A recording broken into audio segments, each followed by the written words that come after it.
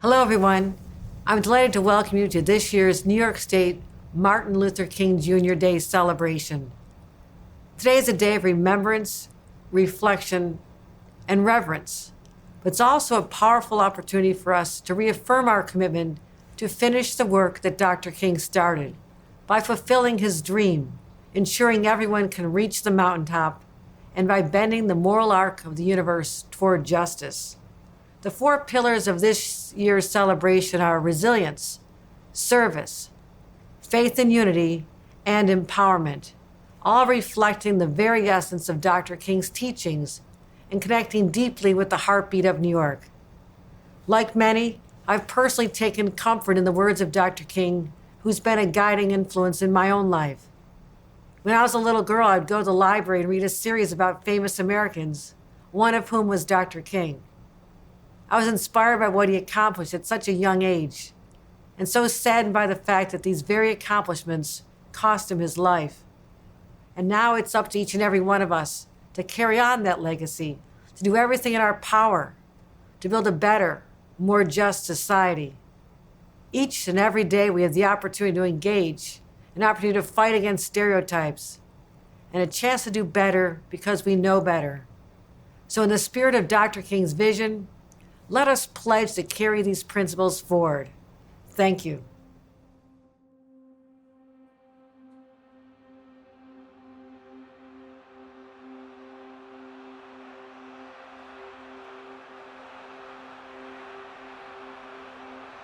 Who was Dr. Martin Luther King Jr.?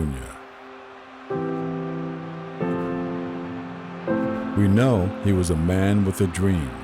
I have a dream. One day, this nation will rise up, live out the true meaning of its creed. We know he saw the mountaintop. We've got some difficult days ahead, but it really doesn't matter with me now, because I've been to the mountaintop. We know he thought he might not make it. I may not get there with you, but I want you to know tonight that we as a people will get to the promised land. We know he changed the world, and his legacy has changed each of us.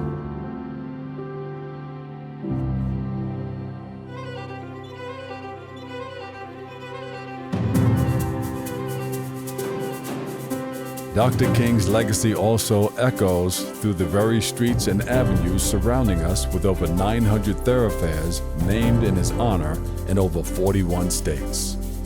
Names matter, especially when they're attached to places. They signal what we value and what we honor.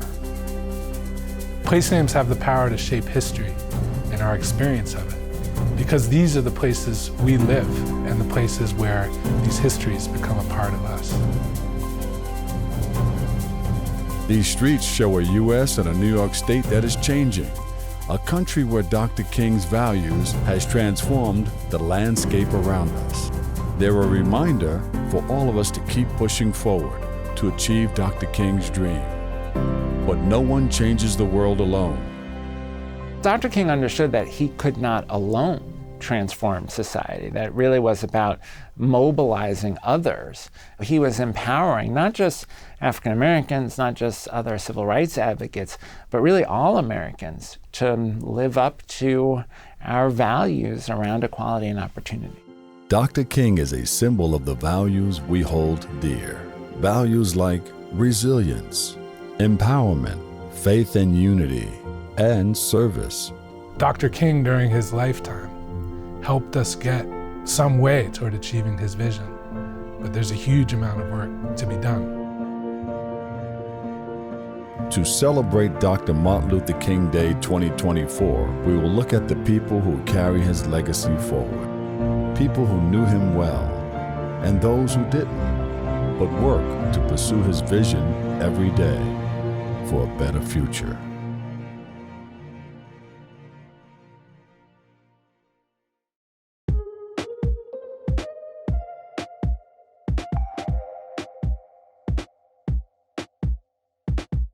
What it means to be resilient. You're just pushing through it and you're showing people, I can do this and I will do this. Like, I'll prove you wrong. Stand up for yourself, never back down. Having that strength to follow through with what you want to do.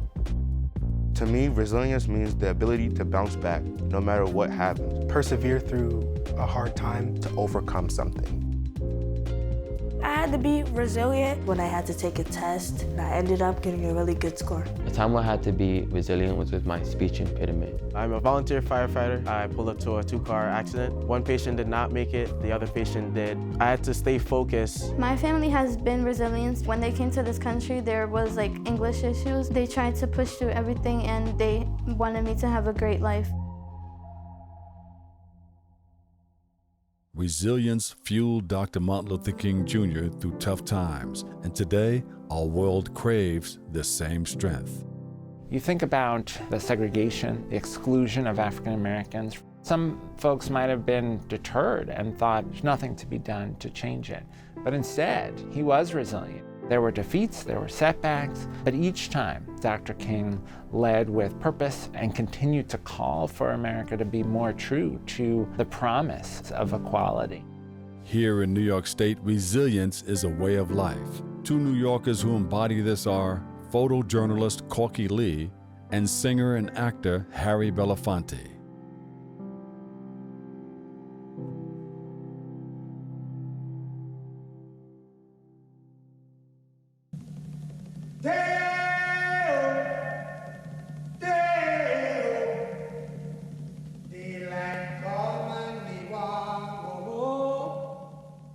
Day-O, of course, we know it from Beetlejuice. It's played in sports arenas all across the country still, nearly 70 years after it was first recorded.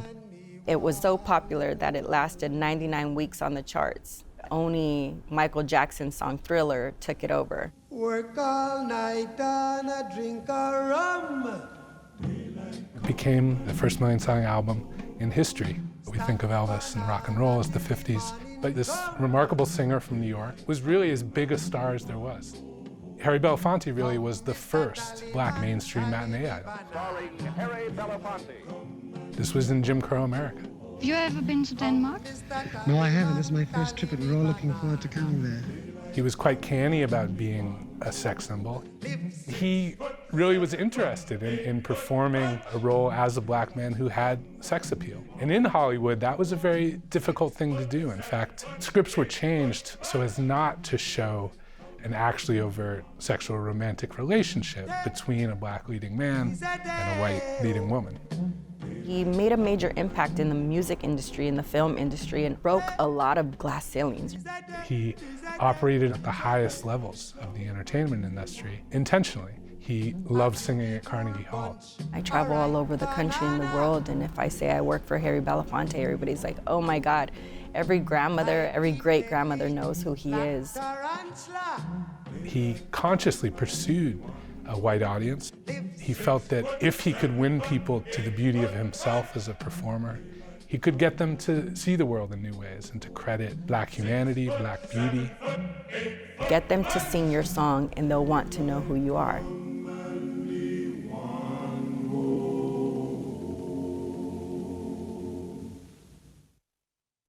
We know Harry Belafonte for his stardom, but there's a whole other side to his story. Despite his substantial fame, Belafonte wrote, "I wasn't an artist who became an activist. I was an activist who'd become an artist." Belafonte felt that any black American with a pulse and a conscience had to become a part of the civil rights movement, and he was looking for a way in. Taxi cabs and carpools are pressed into service as blacks in Montgomery continue to boycott the buses.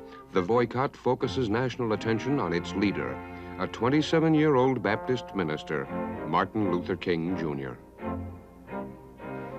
For several weeks now, we, the Negro citizens of Montgomery, have been involved in a nonviolent protest against the injustices which we have experienced on the buses.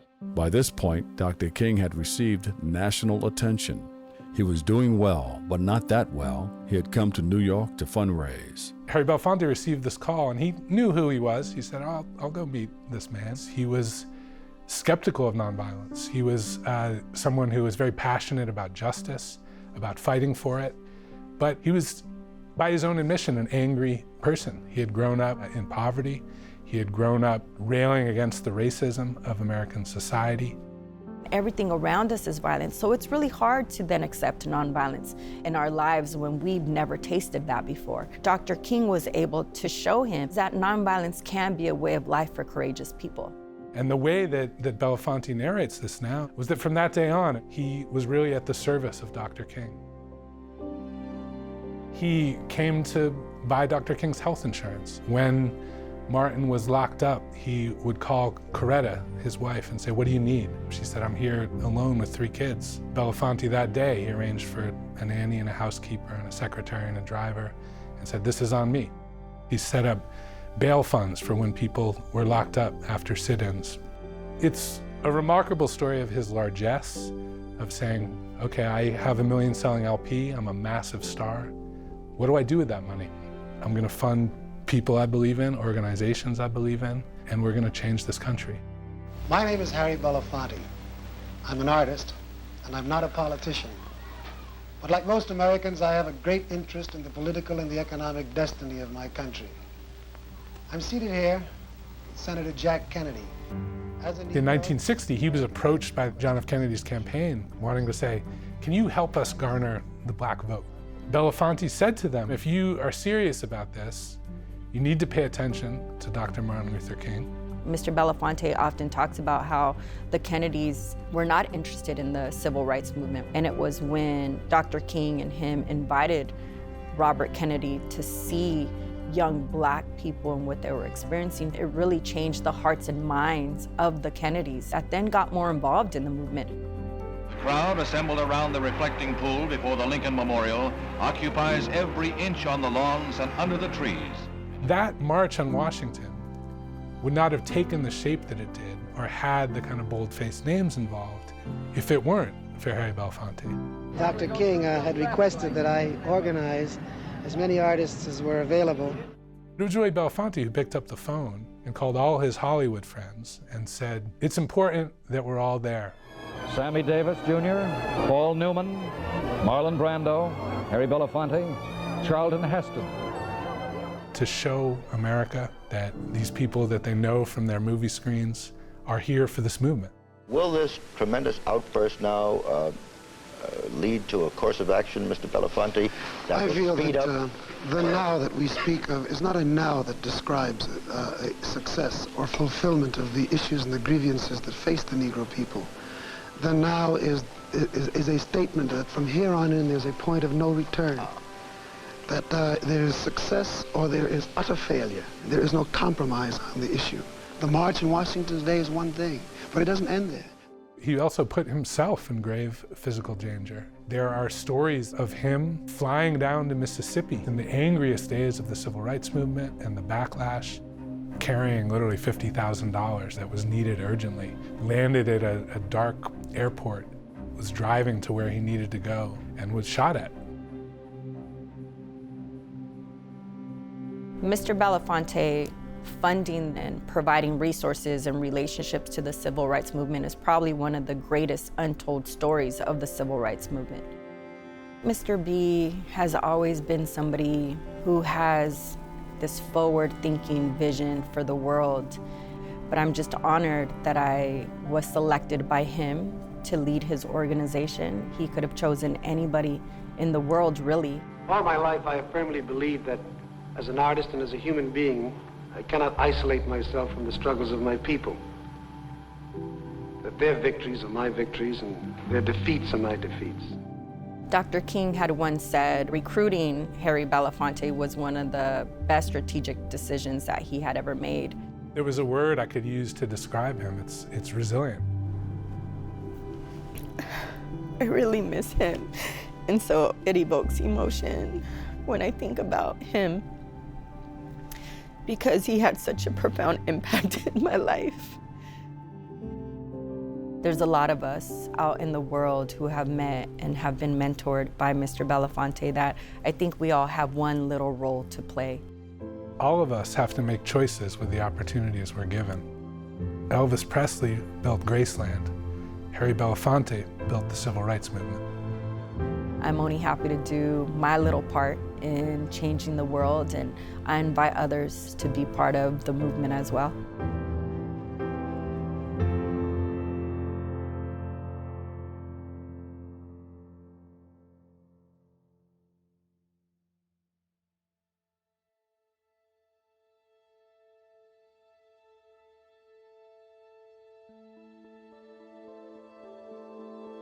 My name is Virgo Lee. I'm a lifelong friend of Corky for over 52 years up until the time of his passing. Corky Lee showed up at every single event within the Asian American community for over 50 years, documenting everything from people's daily lives to their struggles to important community events that ended up changing the landscape of the Chinese community here in New York and beyond. He said, "Every time I take my camera out of my bag, it is like drawing a sword to combat injustice and discrimination." Pick 'em up and lay 'em down. It was the ending period of the civil rights movement sparked by the African American community. And there was a growing awareness in the Asian community that Asians should also be part of the civil rights movement. Corky was very much the type of person that if he saw something that wasn't right, he felt motivated to do something about it. There was a demonstration in Chinatown. A local resident got hit over the head by an over-enthusiastic police officer. This photograph was published on the cover of the New York Post in 1975, and then 20,000 people from the local Chinese community demonstrated in front of New York City Hall in protest of police brutality. Corky always believed that even though you have an enclave of Chinese in New York, that they are an integral part of U.S. society. When 9/11 happened, that sparked a lot of hate crimes against people who looked like they were immigrants or foreigners, and the Sikh community were victims of many of those hate crimes. Corky saw that the Sikh community was having a demonstration in Times Square, took an iconic photograph of a Sikh man draping himself with an American flag, and that photograph became one of Corky's iconic photographs because it was a symbol of a person who may look like a foreigner, but is an American. In 2020, as the pandemic hit New York, there was a dramatic increase in anti-Asian hate crimes. And Corky decided that he would record incidents by following the guardian angels on their 5-borough patrols. We believe that that is where he caught the COVID germ and eventually passed away on January 27, 2021. Dearest Corky, your memory will live on forever in our hearts. I think that's a sentiment that everybody shared. Corky, we see ourselves because of you. There are very few people that can remain focused on their life mission over a 50-year period. It's not to say that he didn't have doubts at certain points. What kept pushing him forward was that he believed and he felt that I got to keep doing this until I can't do it anymore. So if you talk about resilience, yes, he is the embodiment of resilience. Hi, Virgo, what are you doing here? They're making a movie. Oh, are you the main character? If Corky had not recorded important events and movements within the AAPI community, all that history, which confirms and documents and proves that Asian communities are an integral part of U.S. society, all of that would have been lost. With each passing decade, his impact will grow.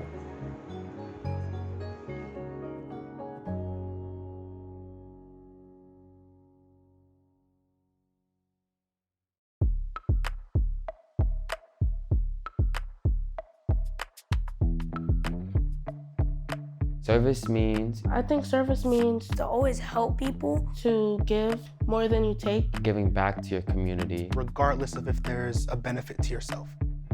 Helping others, or simply just helping yourself. I think service means to always make sure you're great.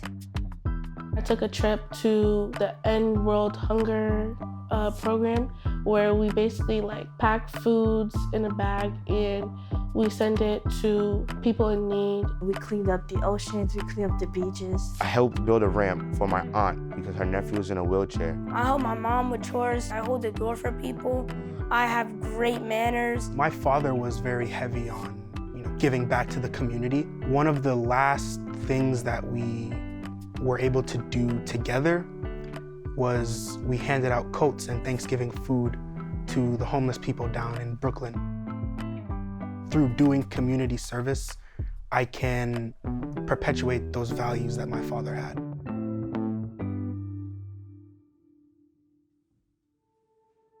Martin Luther King devoted his life to serving others, and in the midst of the civil rights movement, he found solace in uplifting those around him. He had incredible talents. He could have used those talents for personal gain, but he didn't. He spent his whole life in service of the greater good, strengthening community, helping those who struggle the most.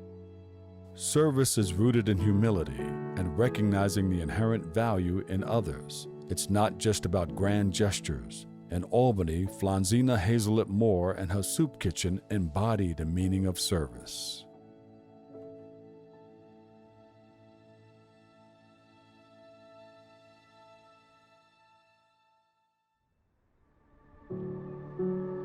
Dr. King said, life's most persistent and urgent question is, what are you doing for others?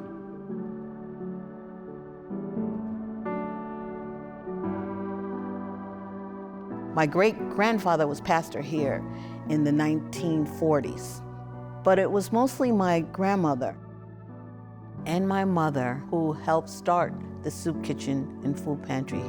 Their goal was to help others. We were poor, they were poor, we was poor, but they wanted to help people. It meant early mornings.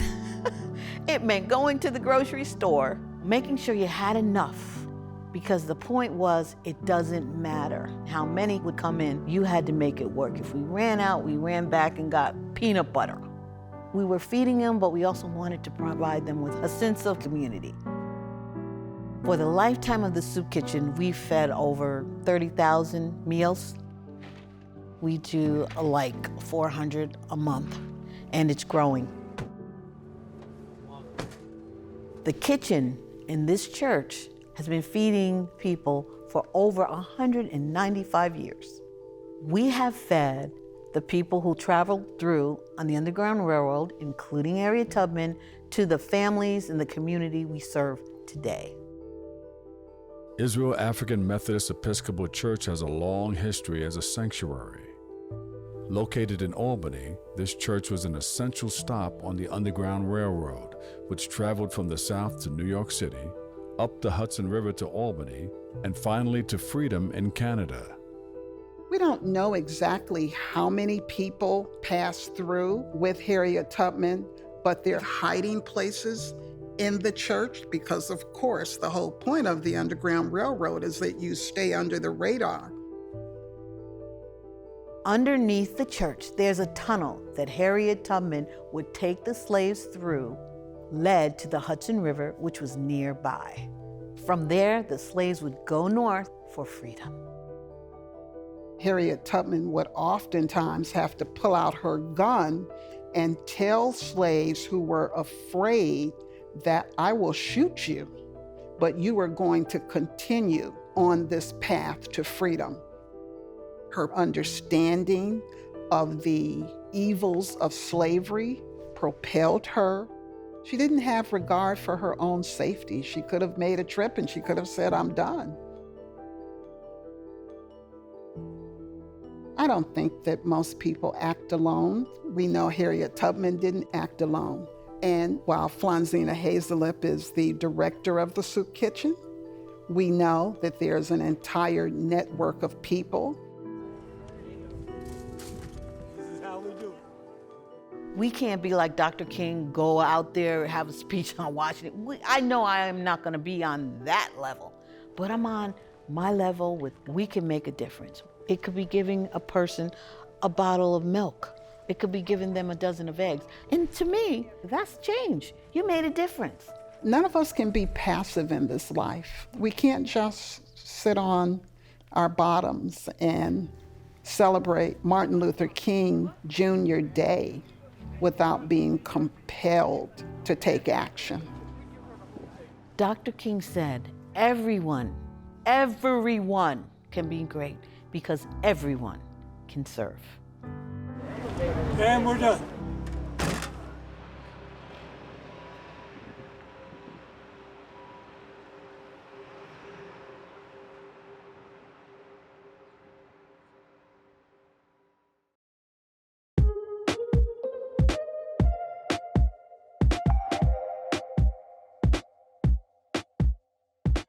Faith and unity, it means to believe in something. Being able to trust in your comrades and your friends. Never give up. You're not letting anything distract you. Unity means to be able to come together. Being able to work with whoever you need to work with in order to accomplish the goal that you guys need to accomplish. My coach taught me the power of being united as a team. Your goal is to win, and in order to win, you need unity. Faith is what we needed. Without faith, I feel like we would have lost everything. I see unity as like being together. Faith is the substance of things hoped for and the evidence of things that we cannot see. Martin Luther King Jr.'s faith was the foundation of his journey, guiding his actions and instilling an unwavering belief in the potential for unity. Dr. King really emerged from a faith tradition that was about hopefulness in the face of oppression. The danger is if we don't see the urgent need to work together, we won't meet the moment. Dr. King's teachings encourage us to embrace unity as a force of change. Today, Albany's Sweet Bishop Church and SUNY Binghamton's Nukpofa dance troupe are powerful examples of what is created through faith and unity.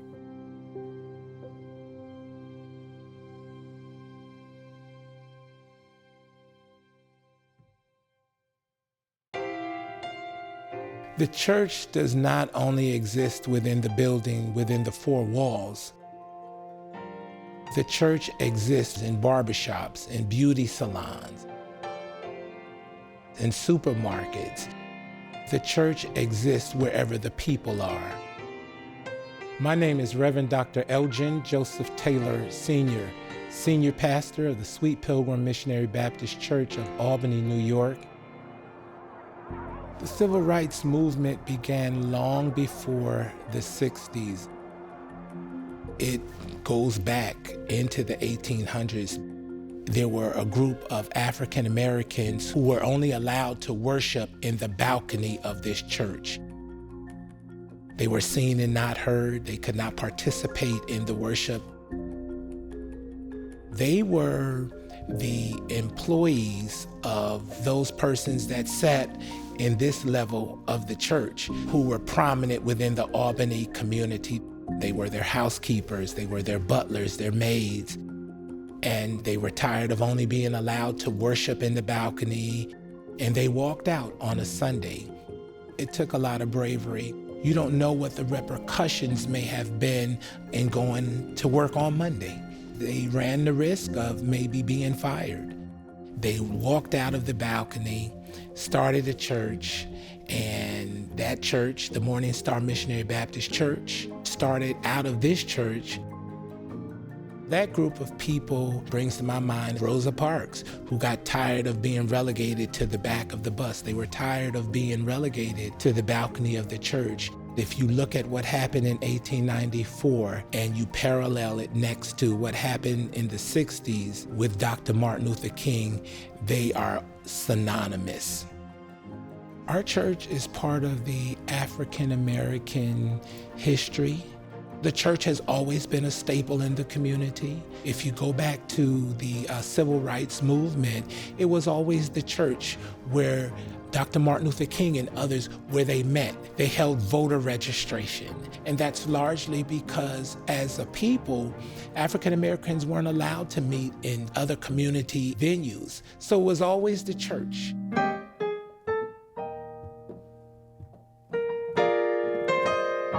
Somewhere along the line, the church has more or less taken a back seat, and we've now reached a pivotal moment where as pastors and leaders of churches, where we have to get the church back to its rightful place in being that driving force in the community. The past is still alive in us. They walked out of a balcony to what was freedom to them. That was in 1894, but right now, today, there are still things that we have to walk out of towards freedom.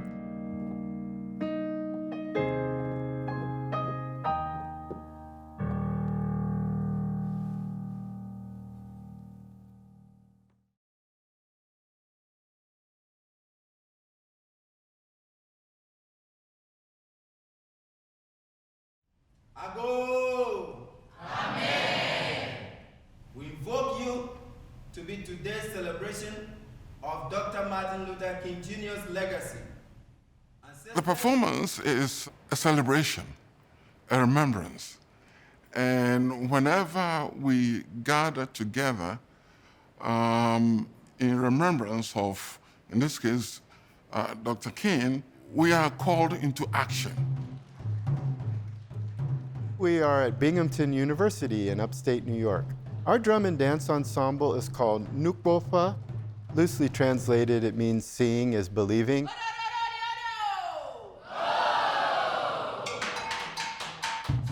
In many academic institutions, there has been an impetus to try to represent dances, music, theater traditions from different parts of the world. What we're trying to do is to give the students in the music and theater departments at Binghamton University the chance to experience the dances of African heritage, both from the continent of Africa and also from the diaspora in the Caribbean.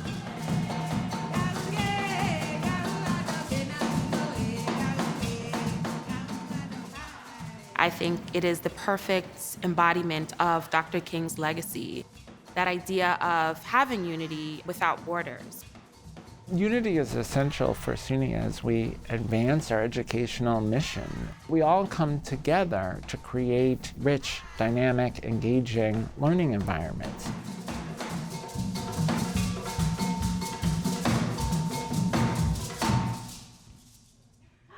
Despite our unity, there sometimes arise conflicts in our communities and even sometimes amongst our families.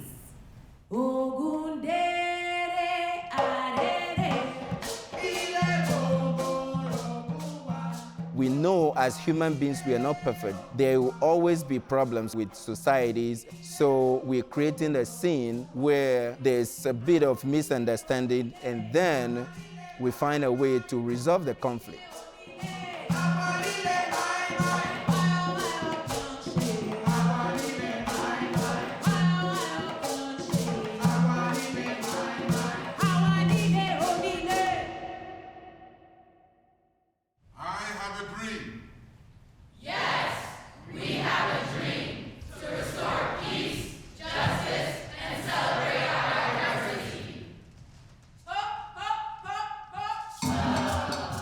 I believe that Dr. King embraced unity by telling us to put aside our views of ethnicity and race and be together as a people, unified as one country, as opposed to being separate.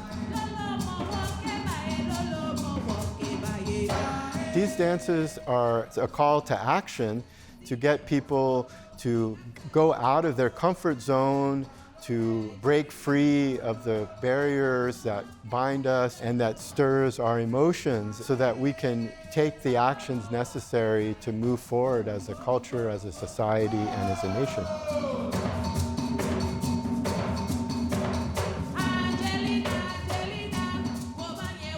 Dance is a great equalizer. It allows different people to come together of different ages, of different cultural backgrounds, and to express themselves.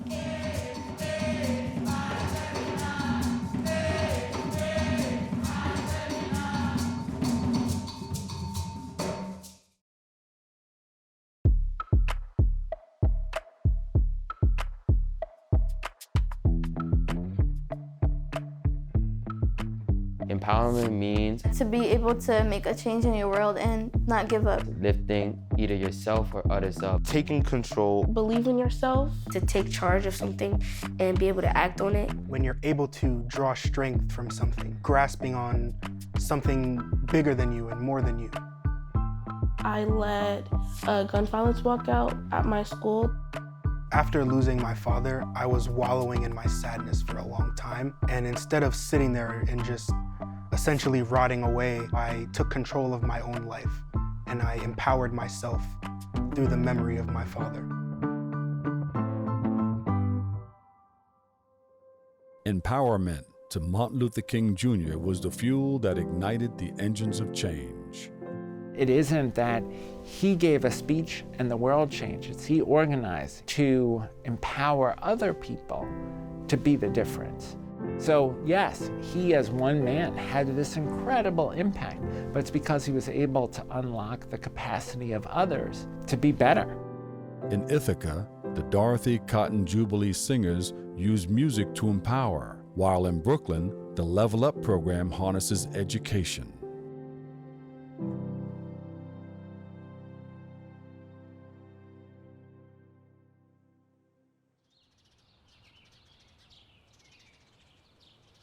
Everything's all right in my Father's house, in my Father's house, in my Father's house.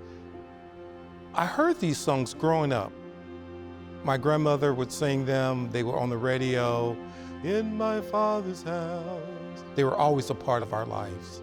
Everything's all right in my Father's house, where there's joy, joy, joy.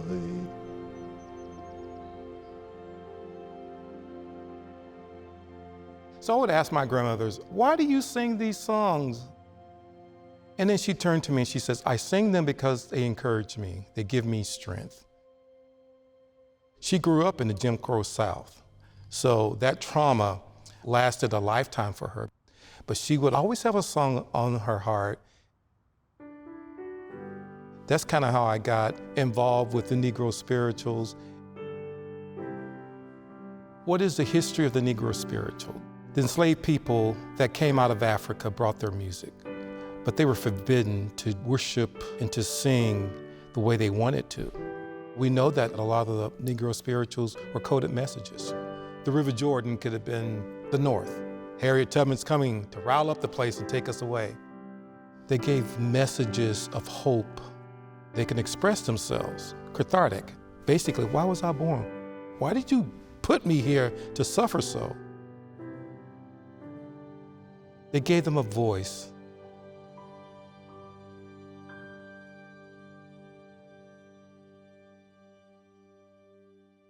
We know that a lot of these songs in the civil rights were Negro spirituals.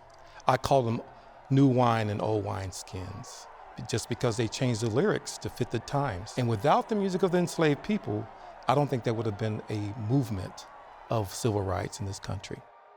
Let me tell you about a woman that you should know. Her name was Dorothy Cotton. Always had a song on her lips. She would sing this song, another man done gone, another man done gone, another man done gone. We didn't know his name.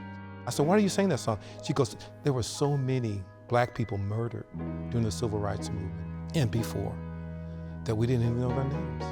Dorothy was in Dr. King's inner circle. She was one of his most trusted advisors and actually typed I Have a Dream speech. I knew that I was smarter than some of those guys at the table.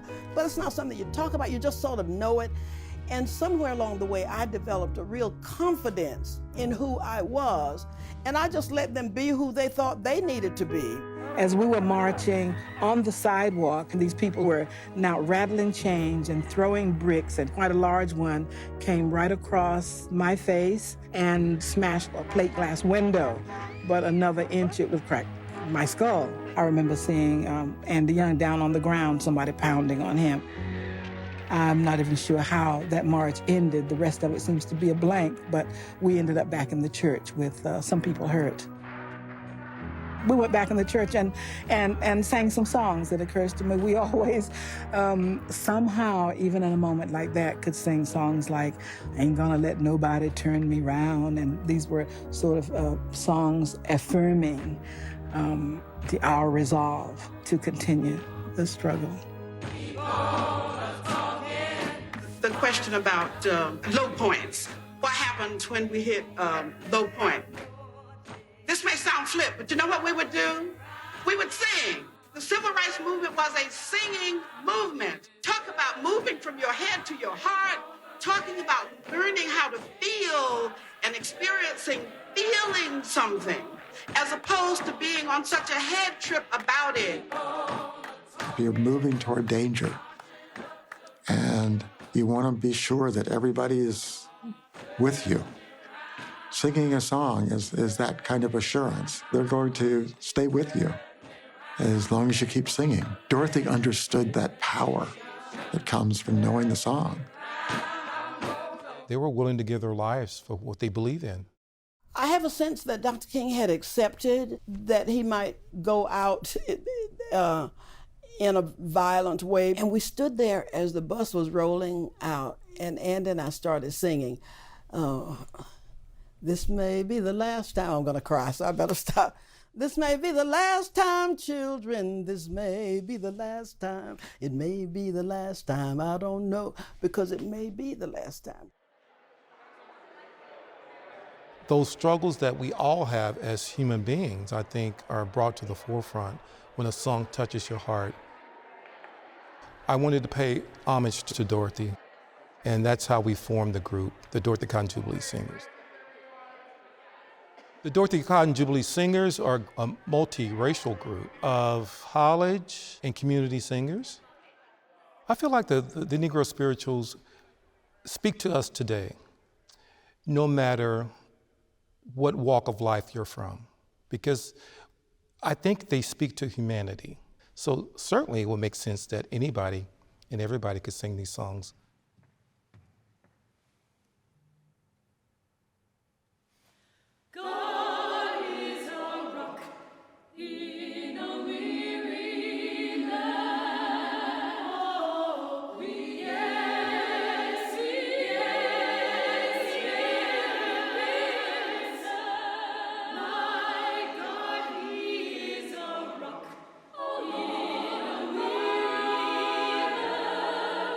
He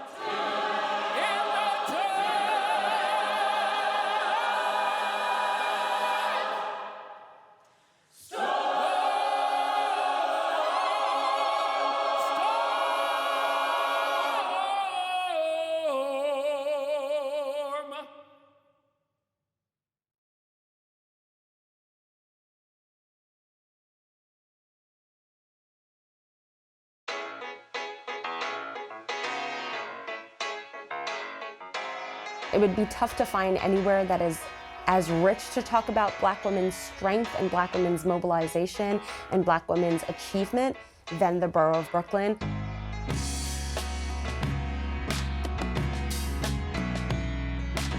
There's a Beyonce song that I love, and my favorite lyric is, "I can do for you what Martin did for the people, ran by the man, but the women keep the tempo." People think of Martin Luther King and forget that he wasn't solo. There were women behind him doing the hard work. And so it's that reminder that we're always in the picture, whether we're pictured or not. What is Level Up? We are a workforce advancement initiative designed to help Black women in Brooklyn pivot to the next stage professionally, and we help them to build wealth. There are particular ways that Black women face being kept from certain fields, and so the Level Up program is really designed for Black women to overcome some of the disempowerment and marginalization that they face. Thinking about Brooklyn's history of strong Black women, there's really a through line you can draw, dating back from people like Shirley Chisholm and up to the women in the Level Up program. Honorable Shirley Chisholm. Shirley Chisholm, first Black woman elected to Congress, becomes the first Black woman nominated for president. I have always been a catalyst for change. When we ask the question, do women dare? We are not asking, are women capable of a break with tradition so much as we're asking, are they capable of bearing with the sanctions that will be placed upon them? Many of the issues she finds herself attached to have a direct line back to what affects Black women. So rights for domestic workers, education and motherhood, food equality. All of these things come from the fact that she's in fellowship with other Black women and is learning about the hardships they face. She had the audacity. We will fight. And I think that's in Brooklyn. Do y'all remember Shirley Chisholm? So I was listening to some of her speeches. Someone asked her, well, why do you deserve to be president? This is 1972, and that woman said, of course I can be president because I've been ghostwriter to a few of them. Let that sink in, because I know we've all been there where we're like, I could do your job. I could do it too. I hope now you recognize the fact that you belong in these rooms.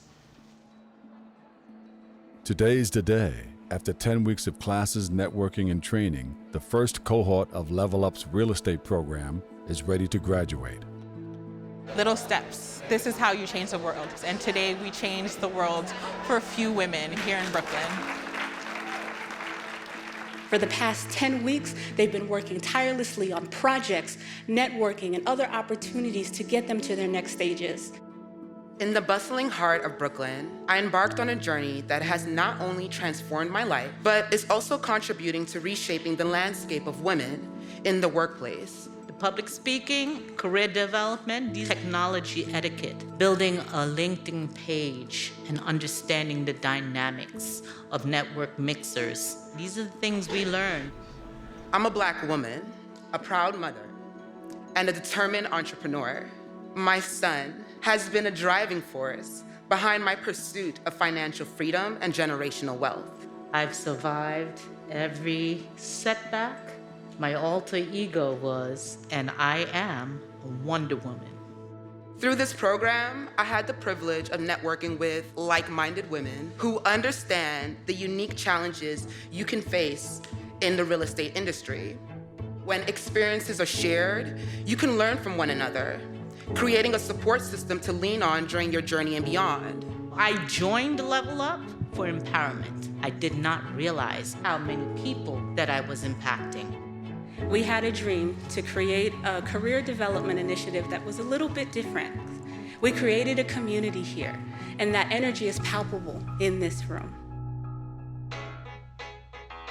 It takes one person doing one thing a little bit differently, and that changes the whole trajectory of their life, and in turn can change the trajectory of their family, of their community, of their neighborhood. Sometimes that starts with one group of Black women in a room learning how to change their life a little bit at a time. Level Up leaders, you are officially Level Up graduates.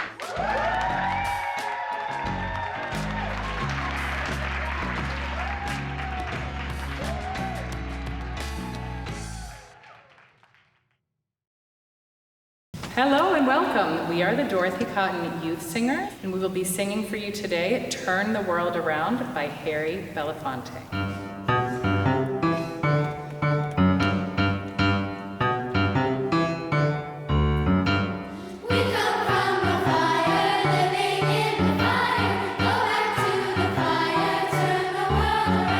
Making change is a puzzle made up of the lives of people who put together the pieces of that puzzle to make change across time. Dr. King got us this far, but there's so much further to go. I won't say that we have not made progress. Progress is one thing, but we need change. There's a lot of work to do, but Dr. King's example is, even when there's a lot of work to do, the best thing to do is roll up your sleeves and do that work. We can't just sit on the sidelines. We can make a difference individually, and it may be small, but we did something. As he said, the arc of the moral universe is long, but it bends toward justice. And having faith in that idea is such a potent part of his legacy. We're part of the movement towards getting to a more just and equitable future. Dr. King's name has been written into the places where we live, but there's so many other people who've shaped history, shaped our communities. I am part of Albany history. What a joy it is to have a street named in my honor. All of the people who poured into my life, while it's my name, I'm a representation of all of them. How can a local person of modest means have such a huge impact, such that the city had to acknowledge and recognize his contribution? That means that anyone can. We're calling this street Corky Lee Way. Maybe we should take a look at his way. We still have a long way to go to achieve justice in our country, let alone in New York State. For me, everything is at stake. Our children are at stake. Our future is at stake. All of us have a right to shape the communities that we live in, shape their future and the form that they take. Looking to stories like the story of Dr. King helps give us the view from the mountaintop. The most powerful thing we're doing is taking his invitation to re-examine what's possible.